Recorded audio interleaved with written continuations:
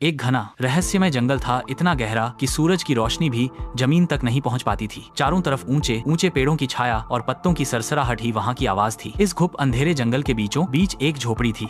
पुरानी लकड़ियों से बनी वह झोपड़ी सादगी और तपस्विता का प्रतीक थी। वहां अकेले रहते थे एक वृद्ध साधु हरिदास। वर्षों से उन्होंने उसी जंगल को अपना घर बना लिया था, एकांत और साधना में जीवन व्यतीत करते हुए। उस रात मौसम कुछ अलग था। बादलों की गरज, बिजली की कड़क और बौछारों की गर्जना, जैसे आसमान स्वयं धरती से नाराज हो गया हो। हरिदास अपनी झोपड़ी में एक टिमटिमाता दिया जलाकर ध्यान मग्न बैठा था। बारिश की बूंदें झोपड़ी की छत पर पड़कर रहस्यमयी ताल रच रही थीं। अचानक ठक ठक दरवाजे पर दस्तक हुई। हरिदास की आंखें खुलीं। इस निर्जन जंगल में इतनी रात को कौन हो सकता है? उन्होंने धीरे से दरवाजा खोला। दरवाजे पर खड़ी थी एक नवयुवती कन्या। उसकी भीगी देह कांप रही थी, वस्त्र बदन से चिपके हुए थे और चेहरे पर भय और थकान की छाया थी। उसकी बड़ी बड़ी आंखों में घबराहट और मासूमियत दोनों थी। बाबा जी, वह कांपते स्वर में बोली, कृपया मुझे बचा लीजिए। कोई मेरा पीछा कर रहा है, मेरी जान खतरे में है। हरिदास ने बिना कुछ पूछे उसे भीतर बुला लिया। उसने चटाई बिछाई और उसके लिए एक दिया पास रख दिया। झोपड़ी में अब सिर्फ दिए की मंद रोशनी और तूफान की गर्जना थी। वह लड़की अपना नाम नेहिका बताती है। मैं राजा कपिल सिंह की बेटी हूँ। मेरे माता पिता अब इस दुनिया में नहीं हैं। उनकी मृत्यु के बाद कुछ लोग मेरी सुंदरता के कारण मेरे पीछे पड़ गए हैं। वे मुझे अपवित्र करना चाहते हैं। हरिदास उसकी बात चुपचाप सुनता रहा। उसके मन में कई सवाल उठे। क्या यह केवल संयोग है या कोई रहस्य? वह लड़की क्या सच में खतरे में है या कुछ छिपा रही है? नेहिका धीरे धीरे सहज हो रही थी।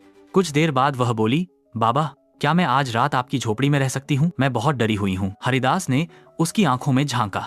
मासूमियत और भय से भरी वह दृष्टि। उन्होंने सिर हिलाया। हाँ बेटी, तुम यहीं रहो, यह झोपड़ी तुम्हारी भी है। नेहिका चटाई पर लेट गई। हरिदास मन ही मन बेचैन हो गया। वर्षों से साधना में लीन उनका मन आज अस्थिर था। क्यों? क्या उस लड़की की मौजूदगी ने उनकी अंतरात्मा को झकझोर दिया था? उसकी भीगी देह, कांपती आवाज और डर से भरे चेहरे की छवि बार हरिदास की आंखों में घूम रही थी। उन्होंने आंखें बंद करने की कोशिश की, पर नींद कोसों दूर थी। रात गहराती गई। तभी एक धीमी सिसकी सुनाई दी। हरिदास चौंक गए। वह झट से उठे और नेहिका के पास पहुंचे। क्या हुआ बेटी, तुम रो क्यों रही हो? नेहिका ने कांपते हुए कहा, मेरे साथ कुछ ऐसा हुआ है जो मैं किसी को नहीं बता सकती। हरिदास ने नरम स्वर में कहा, तुम मुझसे कह सकती हो, मैं कोई सामान्य पुरुष नहीं, एक तपस्वी हूँ। नेहिका की आंखों में पानी भर आया। उसने धीरे से कहा, बाबा, मैं एक भटकी आत्मा हूँ। हरिदास स्तब्ध रह गए। क्या कह रही हो तुम? आत्मा? नेहिका ने अपनी कहानी बताई।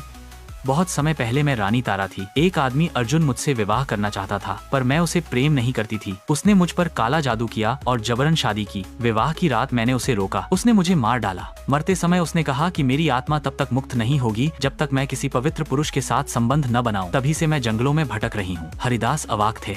उसका शरीर ठंडा पड़ने लगा। नेहिका ने उनका हाथ पकड़ लिया। बाबा, मैं झूठ नहीं बोल रही। अगर आप आज रात मुझे मुक्त नहीं करेंगे तो मैं सदा के लिए भटकती रहूंगी। हरिदास के मन में तूफान मच गया। उन्होंने आंखें बंद कर लीं और मन ही मन भगवान को पुकारा। तभी बाहर एक अजीब सी आवाज आई, जैसे कोई और भी वहाँ था। वह झोपड़ी से बाहर निकले।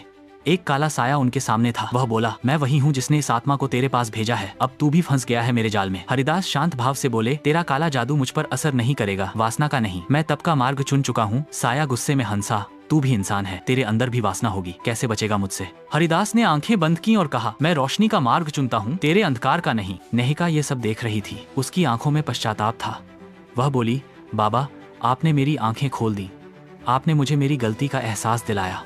अब मैं इस शाप से खुद मुक्त होना चाहती हूँ। हरिदास ने मुस्कुराकर कहा, अब यह लड़ाई तुम्हारी है, तुम्हें खुद अपने वजूद के लिए खड़ा होना होगा। नेहिका ने आंखें बंद की, दोनों हाथ ऊपर उठाए और उस साये की ओर बढ़ी। हवा तेज हो गई।